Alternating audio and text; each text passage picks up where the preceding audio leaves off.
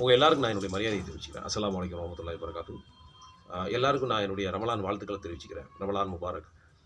நாளைக்கு நோன்பா இருக்கக்கூடிய இந்த நேரத்தில் இந்த மெசேஜ் வந்து ரொம்ப ஒரு யூஸ்ஃபுல்லாக இருக்கும் அப்படின்னு நான் நினைக்கிறேன்.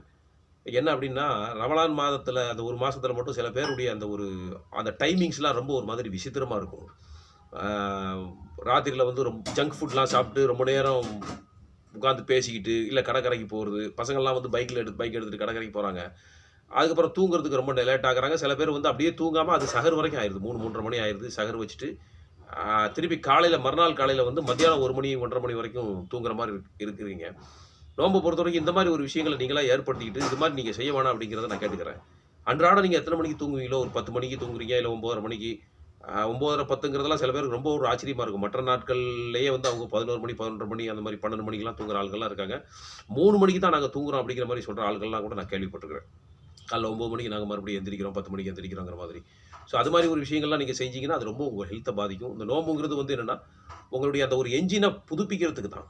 அந்த ஒரு இதை கரெக்டாக இந்த மெத்தட்ஸை நீங்கள் ஃபாலோ பண்ணீங்கன்னா மட்டும்தான் அந்த நோம்புடைய அந்த பூரணமான எதுக்காக நோம்பு நமக்கு மேலே விதிக்கப்பட்டிருக்குதோ அந்த ஒரு பயனை நீங்கள் அடைஞ்சிக்க முடியும்.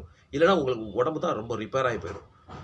கரெக்டாக நீங்கள் வந்து இப்போ நோம்பு திறக்கும்போது ஒரு கொஞ்சம் அளவு கஞ்சி, இந்த ஜங்க் ஃபுட்டு வடை கிட்ட அந்த மாதிரி பொரிச்ச ஐட்டம், அந்த நிறைய பேர்லாம் சொல்லி இது பண்ணுறாங்க. அந்த பேர்லாம் நான் ஏன்னா அது மாதிரி உணவுக்குள்ளே நான் போகிறதில்ல. என்னைக்காவது ஒரு ஆசைப்பட்டு வேணால் ஒரு நாள் சாப்பிட்டு போனதை தவிர அந்த மாதிரி ரெகுலராக நான் சாப்பிட்றதில்ல. அந்த கஞ்சி குடிக்கிறீங்க, பேரிச்சம்பழம் அதெல்லாம் சாப்பிட்றீங்க. சின்னதாக ஒரு சாலிட் ஃபுட் எடுக்கலாம். இல்லைன்னு வச்சுக்கிறீங்களேன், உடனே வீட்டுக்கு வந்து கொஞ்சம் நேரம் கழிச்சு, ஒரு 1/2 மணி நேரம் கழிச்சு இமிடியேட்டாக நீங்கள் வந்து என்ன செய்யணும், you can't have a full meal. ஒரு 1 ஹவருக்கு அப்புறமா வந்து கொஞ்சம் ஒரு ரைஸோ இல்லை சப்பாத்தியோ ஏதோ சாப்பிட்டா தான் நீங்கள் சஹரில் கரெக்டாக சாப்பிட முடியும். சஹர்லையும் ஓரளவு சாப்பிட்டு அதுக்கப்புறம் மறுநாள் நோம்பு திறக்கும்போது இதே நீங்கள் ரொட்டீனாக பண்ணிங்கன்னா உங்களுடைய அந்த ஒரு நான் சொன்னோம் இல்லையா, உள்ளே இருக்கக்கூடிய அந்த ஒரு சிஸ்டம் ரொம்ப கரெக்டாக ஒரு பெர்ஃபெக்டாக எதுக்கு நோம்பு வந்து நமக்கு விதிச்சிருக்காங்களோ அந்த ஒரு பலனை நீங்கள் அடைஞ்சிக்க முடியும். இல்லைன்னா வந்து நம்மளுடைய அந்த என்ஜின் மெஷின்லாம் உள்ள ரிப்பேர் பண்ணிக்கிற மாதிரி தான்.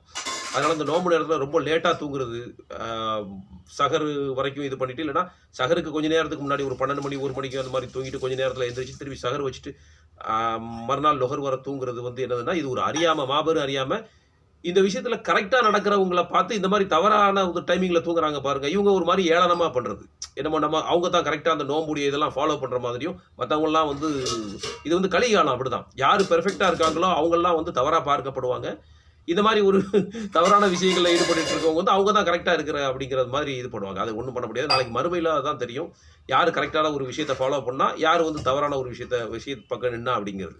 அதனால் இந்த விஷயத்தில் நீங்கள் ஒரு விழிப்புணர்வோடு இருக்கணும் அப்படிங்கிறத நான் கேட்டுக்கிறேன்.